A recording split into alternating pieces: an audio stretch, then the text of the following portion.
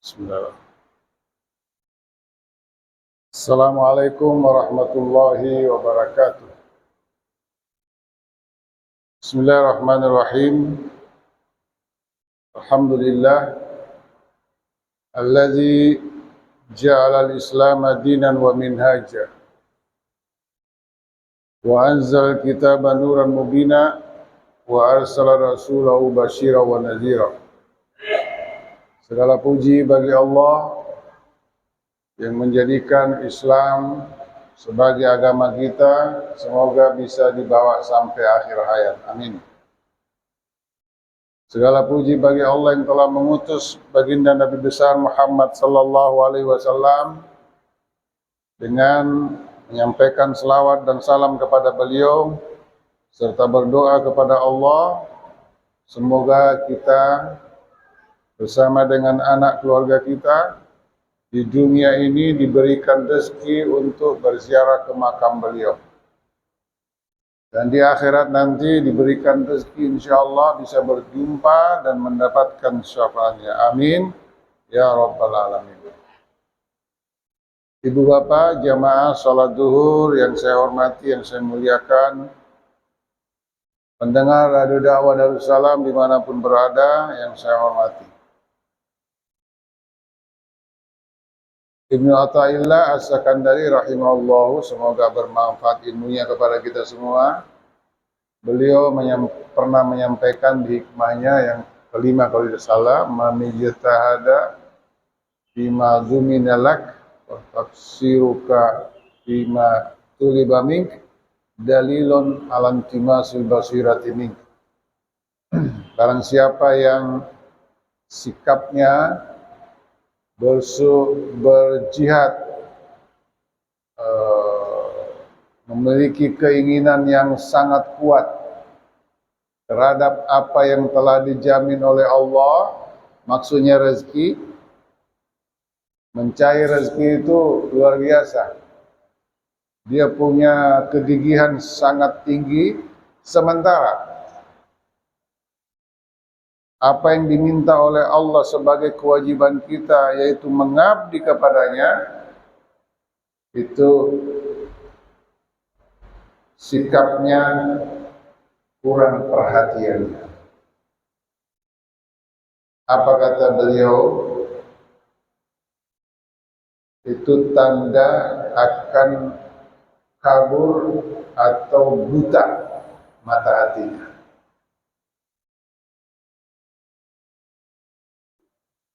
Kalau mata hati buta, itu berbahaya karena nggak sehat. Kalau hati tidak sehat, semua komponen di tubuh kita ini tidak sehat. Kalau hati itu rusak, semua di dalam tubuh kita ini rusak. Maka perlu dirawat. Cara merawatnya harus tahu penyakitnya.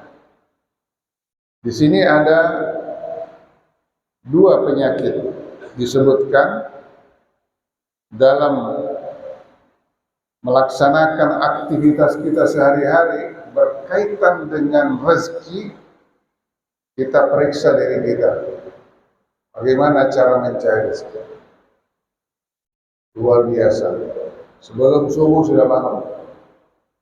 Kenapa? Karena jemputan kendaraan yang mengangkut ke lokasi pekerjaan mungkin jam 5. Bahkan sebelum sholat subuh sudah dijemput.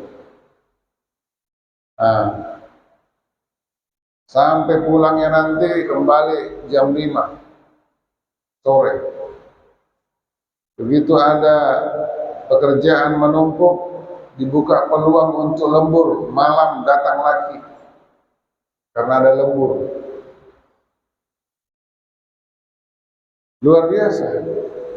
Apakah itu salah? Tidak salah. Karena memang tugas kita adalah bekerja, beribadah. Mencari rezeki itu bisa menjadi amal ibadah. Tergantung rezeki yang diperoleh. Apakah caranya halal atau haram? Kalau halal itu jihad. Tergantung penggunaannya.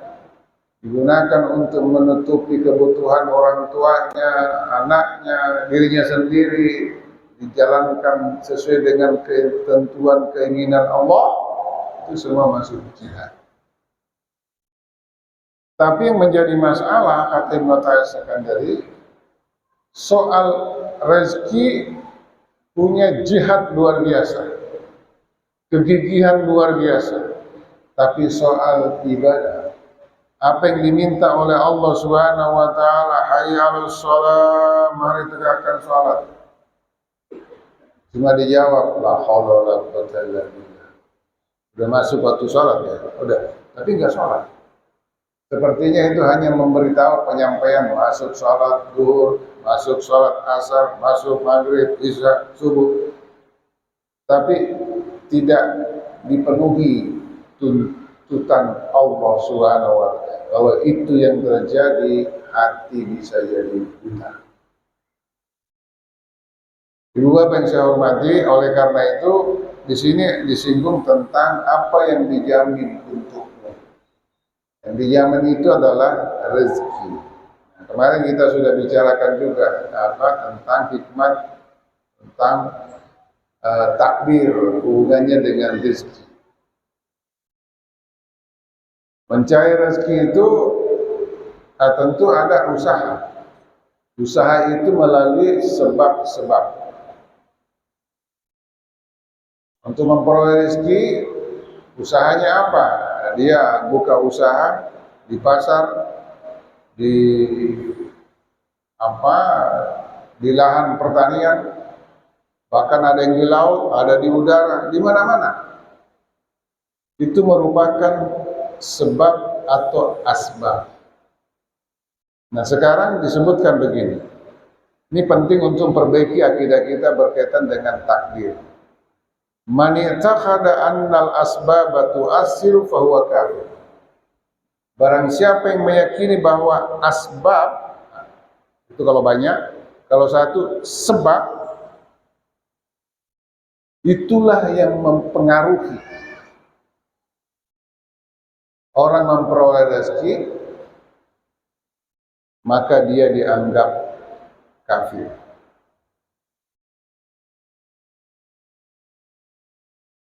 Persoalan yang lain juga bisa. Bila mana sebab itu yang menjadi penentu terjadinya sesuatu, maka dianggap kafir. Karena kenapa? Asbab itu sebenarnya diciptakan oleh Allah. Allah yang menciptakan asbab, sebab-sebab yang ada, berarti Allah sebagai musabbibul asbab, pencipta sebab. Siapa itu? Allah. Jadi bukan asbab itu yang penentu. Makanya kan kemarin sudah diberikan contoh. Saya haus, saya minum air, maka hilanglah rasa haus saya. Pasti enggak? Tidak pasti. Insya Allah, umumnya begitu. Pakai insya Allah, tidak pasti. Boleh jadi ada orang minum tapi enggak hilang haus. Nah, demikian juga sebab-sebab yang lain. Ketemunya api dengan kapas pasti hangus, jadi debu kapasnya. Itu kalau akal manusia dengan penelitian fakta yang ada. Tapi kalau Allah dikaitkan dengan kekuasaan Allah, tidak pasti. Sebab kenapa? Ketemu api dengan Nabi Ibrahim ternyata tidak terbakar. Berarti ketemunya api dengan kapas, insya Allah hangus. Pakai insya Allah. Kenapa? Karena yang menentukan adalah pencipta sebab yang dinamai musabbibul asbab. Nama lainnya yang dimaksud di situ adalah Allah Subhanahu wa taala. Itu yang pertama. Yang kedua, ini ada contoh ya. Ada orang dizalimi. Doanya orang dizalimi itu makbul, tembus ke aras. Jadi hati-hati kalau menzalimi orang, merampas hartanya, tidak bisa melawan. Oh, tengah-tengah malam dia berdoa. Begitu dia habis berdoa, yang menzaliminya langsung kecelakaan atau mati. Apa komentarnya? Habis kudoakan tadi malam, mati dia. Ini sebenarnya bahaya. Ini bisa membuat orang jadi kafir. Karena dia menganggap doanya yang membuat dia mati. Padahal itu hanya sebab. Tetapi ada di atasnya pencipta sebab, yaitu Allah Subhanahu wa taala. Itu yang pertama tadi. Yang kedua, faman ya'taqada annal asbab tu'assiru bi quwwatin ja'ala Allah fiha fa huwa fasik. Nah, kalau ada orang meyakini bahwa sebab-sebab yang ada itulah yang mempengaruhi dengan kekuatan yang Allah berikan kepada sebab itu. Jadi yang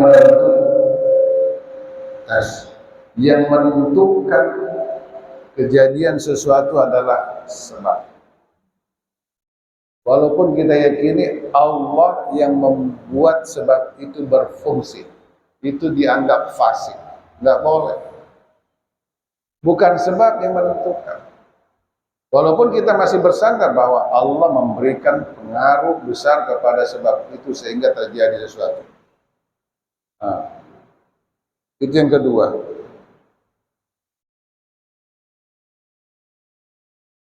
Contohnya kan banyak. Air ini bisa menghilangkan haus setelah Allah berikan pengaruh kepada air itu. Tapi ini yang menentukan, tidak bisa. Yang menentukan tetap Allah Subhanahu wa taala. Yang ketiga, man yataqada annal asbab la tu'assiru. Barang siapa yang meyakini bahwa sebab tidak punya pengaruh, wal mu'assir wallahu wahdahu, tapi yang punya pengaruh besar, penentu adalah Allah Subhanahu wa taala. Sudah bagus kan? Sebab bukan penentu kejadian sesuatu, tapi yang menentukan adalah Allah Subhanahu wa taala. Ini sudah betul. Tetapi ada sambungannya. Lakin mata wujidal musabbabat. Apabila sebab itu ada, maka berpengaruhlah pencipta sebab. Oh, berarti masih menggantung kekuasaan Allah kepada sebab. Ini dianggap jahil. Nah, pertanyaannya, mana yang dianggap benar, akidah yang benar? Ini yang terakhir. Man ya'taqada, barang siapa yang meyakini bahwa sebab tidak mempengaruhi, tidak membawa pengaruh atau menentukan kejadian sesuatu, dan yang memberi pengaruh satu-satunya adalah Allah Subhanahu wa taala. Wujudus sababi la yulazimu wujudil musabbib. Adanya fungsi sebab itu bukan itu yang menentukan berfungsinya kekuasaan Allah Subhanahu wa taala, tetapi semata-mata sebab yang Allah ciptakan itu semuanya karena ketentuan Allah Subhanahu wa taala. Jadi kalau ada orang tadi berdoa, dikabulkan doanya oleh Allah Subhanahu wa taala, maka celakalah orang yang pernah menzalimi itu. Siapa yang membuat dia celaka? Bukan doanya, tapi Allah yang mengabulkan doanya. Nah, ini penting dipahami dengan baik supaya akidah kita tidak dicampuri dengan sesuatu pemahaman yang bisa merusak, karena levelnya ada jadi kafir, ada jadi fasik, ada jadi jahil. Yang terakhir itu adalah orang yang betul-betul ikhlas, orang yang betul-betul mengesahkan Allah Subhanahu wa taala. Ada sebab-sebab, tapi ada di atas segala sebab, yaitu Allah yang menentukan segala-galanya. Tetapi ketika Allah menentukan segala-galanya, jangan juga mengatakan, oh tidak perlu lagi kerja, tidak perlu lagi cari sebab. Tidak bisa, karena itu perintah. Kita berada di dunia, sudah dibahas. Seperti kalau orang mau naik perahu, speed, mau ke muara sana, disiapkan pelampung. Itu sebab. Sebab untuk menyelamatkan kalau terjadi apa-apa. Bawa, pakai pelampung itu. Ketika terjadi sesuatu, maka bisa menolong, ya. Tapi yang menolong bukan pelampungnya, Allah Subhanahu wa taala. Jangan berprinsip silakan pakai pelampung kalian. Saya enggak, saya langsung kepada Allah, saya tawakal. Itu bukan tawakal namanya, tawakul. Sebab kalau itu terjadi kecelakaan di tengah jalan, orang yang mengatakan tadi saya cuma bersandar kepada Allah, ujung-ujungnya juga minta mana satu pelampung tadi itu. Ketika gelombang besar, ternyata cari pelampung juga. Itulah Allah sudah ngerti bagaimana keadaan manusia, apa yang dibutuhkan. Yang jelas Allah mengatakan apa? Ati fima umirtuka. Taati aja apa yang saya perintahkan kepadamu. Tugasmu mengabdi kepada saya. Salatmu dijaga. Kewajiban kebalian puasa, zakat, haji, sekali seumur hidup dan segala ketentuan itu taati aja.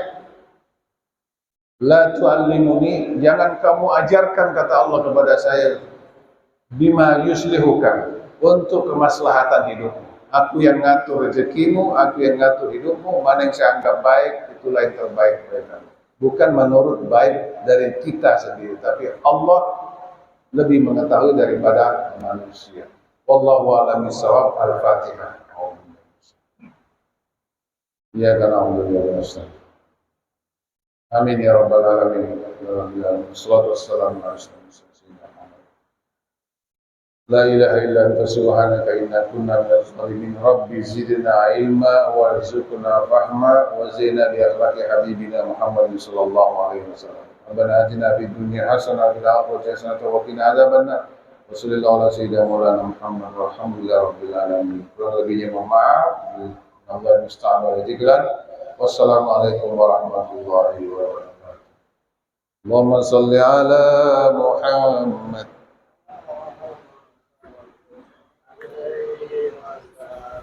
Allahumma salli ala Muhammad. Haji. Allahumma salli